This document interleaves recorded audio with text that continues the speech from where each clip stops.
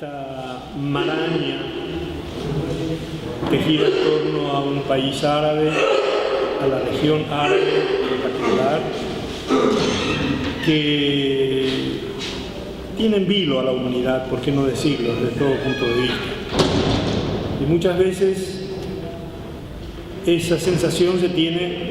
quizás por el desconocimiento cabal de lo que está en juego, de lo que se está tratando, de lo que se viene tratando. Este problema, de hecho, no es nuevo, sino forma parte de un largo proceso de relacionamiento casi siempre difícil de los países árabes con el mundo occidental y en particular en este caso la República Árabe Siria. Independientemente de eso, podemos decir que el mundo islámico y el mundo árabe está inmerso en una crisis, en una profunda crisis. Recuérdese que en el año 632 de nuestra era muere el profeta Mohammed y un siglo después la religión que él contribuyó a crear, sus seguidores extendieron su presencia desde los Pirineos en Europa hasta las orillas del río Indo, en la India, dando así nacimiento a una formidable civilización que iba a durar en la práctica, en la realidad, unos 5 siglos. Dentro del espacio geográfico que ocupó esta civilización y esta presencia árabe, no podemos dejar de mencionar desde luego la Andalucía española, con la cual todos estamos tan relacionados desde todo punto de vista y a cuyo destaque ha contribuido sin ninguna duda la presencia de los árabes durante casi 8 siglos. Andalucía, sus centros superiores, la Universidad de Córdoba en particular, fueron centros de iluminación, de irradiación cultural de primer orden, que han gravitado enormemente en la transformación del pensamiento, del modo de vida y de la concepción de la vida en el resto del mundo, en particular en Europa, en la Edad Media. Y los grandes pensadores árabes y judíos que vivían al amparo de los monarcas árabes en Andalucía dieron lo mejor de sí para contribuir al desarrollo de la ciencia, del pensamiento, de las artes y de esa manera marcar una presencia indiscutible ya hoy en día en el concepto del aporte a la civilización mundial. Sin embargo, esta presencia cultural, civilizatoria, empieza a decaer y ya en el siglo XI el árabe no es la lengua predominante de este movimiento, este gran movimiento cultural, cede su lugar al persa y luego a partir del siglo XV al idioma turco. Durante mucho tiempo el mundo árabe, sus representantes quedan de alguna manera supeditados, sumergidos a la presencia otomana, islámica también, pero no árabe, que monopolizó de alguna manera y en gran medida toda la vida cultural que se desarrolló, podemos decir prácticamente durante 3 siglos. Poco a poco, sin embargo, comienza el despertar árabe. Se da eso en gran medida con los principios de la Revolución Francesa, que también está alcanzando a los países árabes, a su población. La filosofía de las luces, naturalmente, la expedición de Napoleón Bonaparte a Egipto y Siria. Siempre se suele decir que los 200 sabios que acompañaron a Napoleón en su aventura a orillas del Nilo fueron mucho más positivos en su trabajo y su aporte que los soldados de Napoleón, que como se sabe fueron para tratar de cortar la retaguardia del Imperio Británico con su dominio privilegiado que era la India colonial. Y también, ¿por qué no mencionar a la Revolución Industrial, donde Saint-Simon fue uno de los exponentes que tempranamente llega al Nilo, a Egipto y también a Siria, y deja una impronta que indudablemente se iba a manifestar prontamente o rápidamente en el Renacimiento árabe, comúnmente denominado Nahda, que es un gran movimiento literario cultural de comienzos del siglo XIX, sostenido, llevado adelante principalmente por intelectuales sirios, libaneses y Egipto, teniendo como sede fundamentalmente la capital de Egipto, el Cairo. Detrás de estas ventajas que trae aparejada la civilización de las luces europeas, viene lamentablemente el colonialismo europeo. Cuando los árabes miraban esperanzados hacia Europa con la idea de que por ahí podría venir el concepto de libertad, de sacarse de encima el control otomano, que como dijimos es un pueblo musulmán pero no árabe, Europa tenía otros planes indudablemente para estos territorios administrados por el Imperio Otomano, y así en plena Primera Guerra Mundial, Sykes y Picot, los cancilleres de Gran Bretaña y de Francia, firman un acuerdo secreto por el cual ellos tranquilamente se dividieron el territorio que hasta ese entonces estaba bajo control otomano. Este acuerdo fue secreto y solamente se conoció con la revolución de los bolcheviques en 1917, que dieron a luz a la opinión pública, y de esa manera se conoció, se vaticinó la suerte que iban a correr los territorios de los pueblos árabes administrados por el Imperio Otomano. Esto naturalmente genera una resistencia, y también luego la resistencia es desigual. Los árabes no estaban preparados militarmente, no estaban preparados todavía científicamente, tenían un sentimiento, indudablemente, una ansia de libertad después de tanto tiempo de sometimiento, pero por lo visto eso no se iba a dar fácilmente ni rápidamente de acuerdo a los designios europeos. Los europeos logran, sin embargo, convencer a los árabes a que participaran de la lucha en la Primera Guerra Mundial contra el Imperio Otomano. Hubo mucha reticencia, en el sentido de que en el fondo, por más que ellos se sentían sometidos por el Imperio Otomano, consideraban que era un pueblo islámico. Y sentían desconfianza, desde luego, por todo lo que estaban viendo de los objetivos que traían consigo los europeos. Hubo mucha reticencia, pero al final se plegaron a la lucha y lo hicieron en forma valiente, en forma abnegada, en forma destacada, cuando se incorporan al ejército aliado y libran una célebre batalla en Aqaba, sobre el Golfo de Aqaba, en donde se derrota al cuarto ejército turco, que todavía estaba intacto con toda su fuerza operando en la región. Con eso se da por terminada la presencia turca desde el punto de vista militar y político en esa región. Y los árabes, que habían recibido la promesa de crear un reino árabe unido con Damasco como capital, tomaron en serio esta palabra y desde Aqaba marcharon rápidamente hacia la capital Damasco, donde se reúnen y proclaman efectivamente el nacimiento de este Reino Unido, que tenía que, aparte de Siria, que tenía que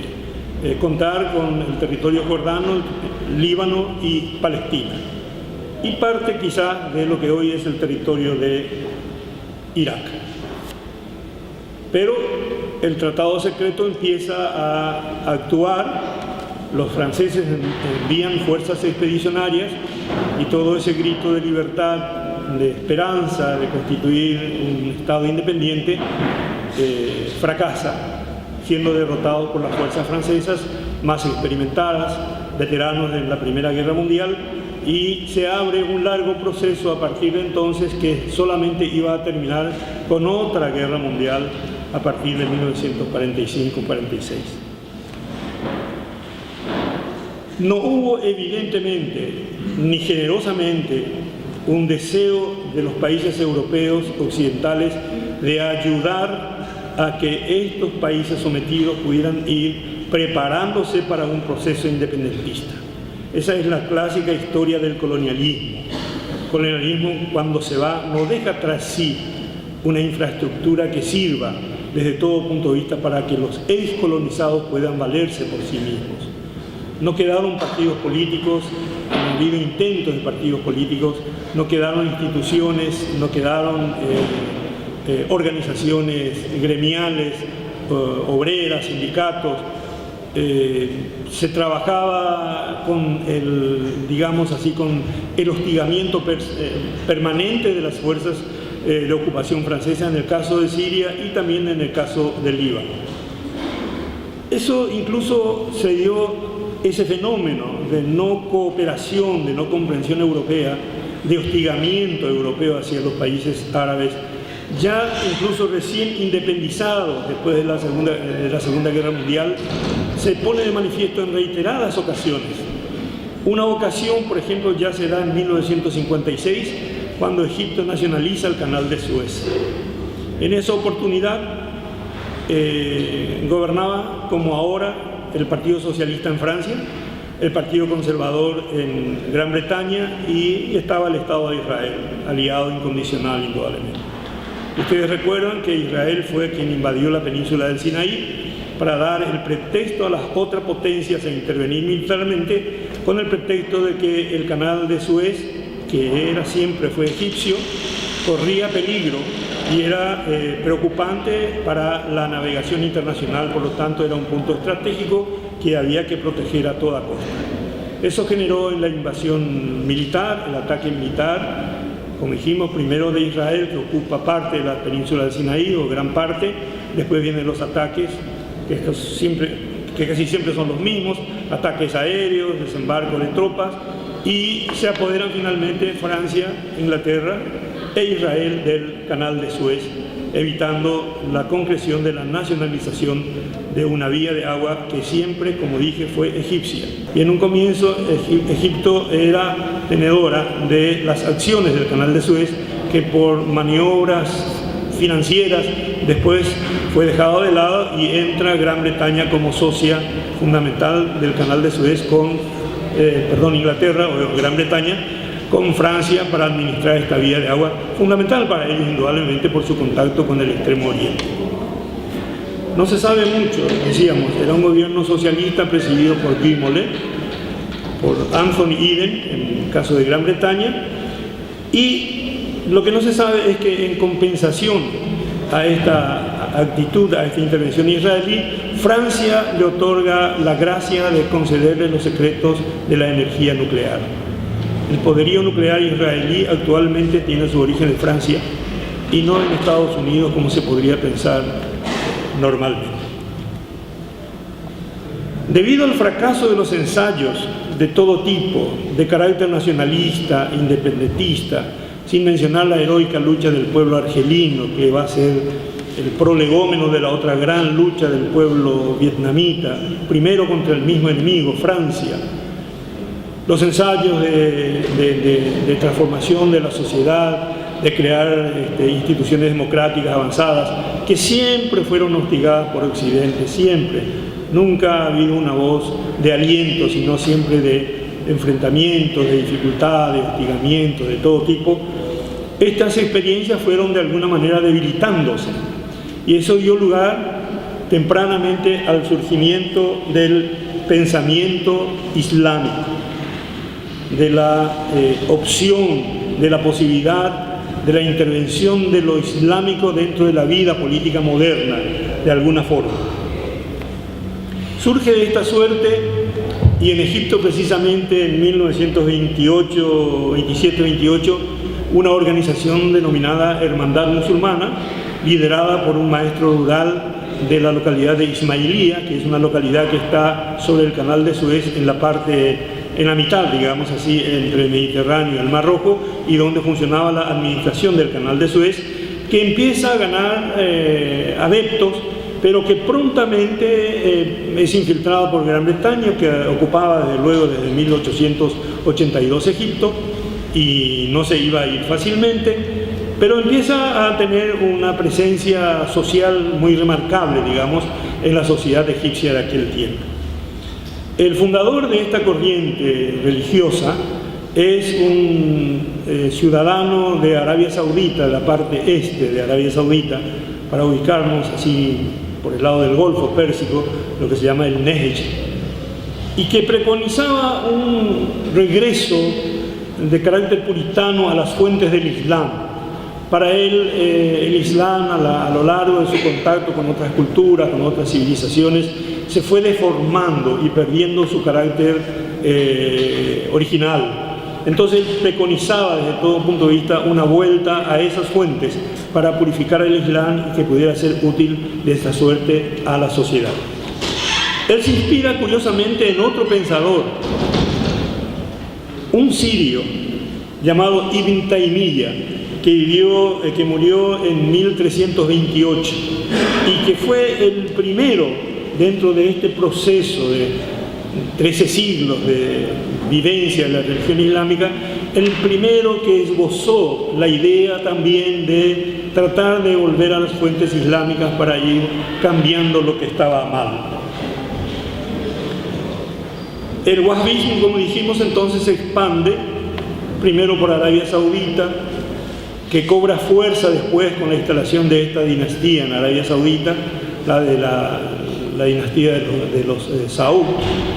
y que contribuye incluso a crear el primer Estado árabe moderno. En 1932 efectivamente se crea el reino de Arabia Saudita. Antiguamente Arabia, ahora pasa a denominarse Saudita por el nombre de Ibn Saud. Y toma esta dinastía prácticamente como suya, esta corriente, este pensamiento religioso, y se preocupa de empezar a diseminar a través del mundo islámico y en particular, en primer lugar, a través de los países árabes. Son sunitas. Como ustedes saben, la religión islámica está dividida en dos grandes grupos. Los sunitas, que son mayoritarios y son los seguidores de la sunna, llamémosla así, la ortodoxia islámica, y los chiitas, que representarían un 2 o un 13% de la totalidad de la población musulmana en el mundo, y que tiene fuerza específica en algunos países, como es el caso de Irán, donde en 1501 el Estado iraní de ese entonces adopta oficialmente el chiismo como religión del Estado. Y se expande el chiismo por África del Norte. Hay varias vertientes de este chiismo. Se expande en India, en Pakistán, en Irak, donde hay una presencia muy importante, en Afganistán, en Yemen, en Turquía inclusive, en Siria y en Bahrein, donde también hay hoy día una presencia poblacional sumamente importante.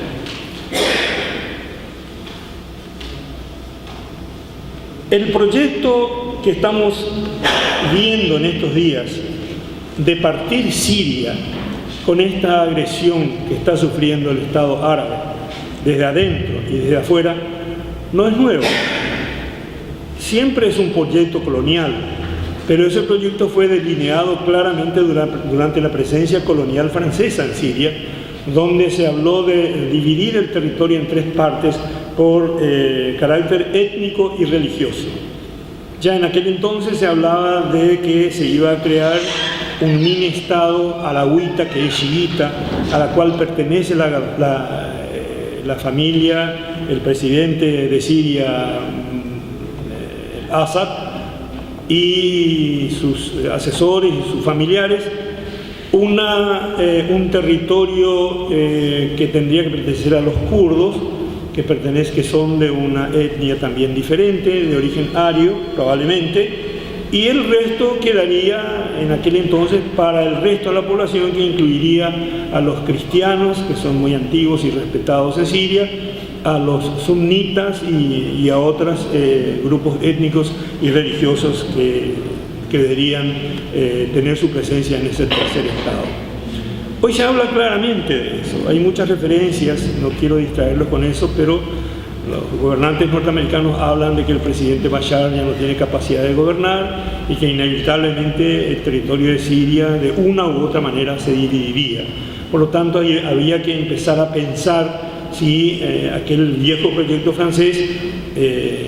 tendría hoy andamiento y tratar de comprometer a las distintas potencias a apoyar y buscar una suerte de convivencia entre tres estados menores que naturalmente iban a ser mucho más fácil de manejar. Esto sin olvidar que Siria ya venía fragmentada, porque la Gran Siria nunca se pudo crear, surgieron estados ahí, el caso de Líbano, el caso de Jordania, Transjordania primero, Jordania después, y el caso doloroso de la Palestina, que todavía sufre más que nadie las consecuencias de aquella separación del territorio sirio originalmente. ¿Qué población es la que está de alguna manera manejándose para estos mini-estados? Y no es mucho. Siria no es un país grande hoy, no tiene tanta población, 14, 15 millones de habitantes como mucho, de los cuales 2 millones son kurdos. Los kurdos, como ustedes saben, están repartidos en varios estados. La gran presencia kurda está en el norte de Irak, hay kurdos en Turquía, ellos han luchado también en estos países, han recibido una represión muy fuerte y siguieron adelante, están todavía ahí porque son los que quedaron sin poder concretar su territorio nacional a raíz del reparto del Imperio Otomano después de la Primera Guerra Mundial. ¿Cómo surge este conflicto en Siria? ¿Por qué surge el conflicto en Siria? Obviamente hay un plan de desestabilización, claramente. No se pudo lograr de otra manera. Primero Siria, y siempre aparecía últimamente como el Estado réprobo, que ya tenía sanciones económicas de parte de Estados Unidos y de la Unión Europea. A pesar de eso, y como siempre como ustedes saben, no siempre las sanciones económicas logran sus resultados, sino que exacerba el sentimiento de patriotismo y de lucha, y Siria se abrió camino, desarrolló su actividad, su agricultura, desarrolló su turismo, ha crecido enormemente, se ha relacionado internacionalmente, marca una presencia importante en toda la escena internacional, sostiene una guerra larga de solidaridad exclusivamente con el pueblo palestino, porque Siria en particular no tiene ningún diferendo específico con el Estado de Israel, o sea, no hay un reclamo fronterizo, no hay un reclamo de ninguna índole, sino que se participó desde un comienzo en solidaridad con la suerte y la causa del pueblo palestino, y pagó caro Siria por eso. En primer lugar, Israel ocupa su territorio, que es el territorio del Golán, a raíz de la guerra del 67 o la batalla del 67, es un lugar estratégico desde todo punto de vista porque, entre otras cosas, domina todo el movimiento de agua, de nacientes, de ríos, de arroyos que surgen de la montaña y se disemina tanto por el territorio de Palestina como por el territorio sirio. Es una posición clave que no ha podido recuperar hasta ahora Siria. Hubo un movimiento de la hermandad musulmana fuerte de rebelión que tuvo su centro en la ciudad de Hama, a orillas del río Orontes, del célebre y bíblico río Orontes, con sus norias todavía en plena actividad, donde fue combatida duramente por el gobierno del presidente Hafez al-Assad, y terminó con esta rebelión de los hermanos musulmanes que causó mucho daño en aquel momento a la sociedad. Parecería como que ellos no se olvidaron de esta situación, y si bien después el gobierno toleró su presencia, incluso muchos de ellos llegaron a ocupar cargos importantes en los diferentes gobiernos del presidente el-Assad antes y ahora inclusive, no quedaron totalmente satisfechos con la suerte que les tocó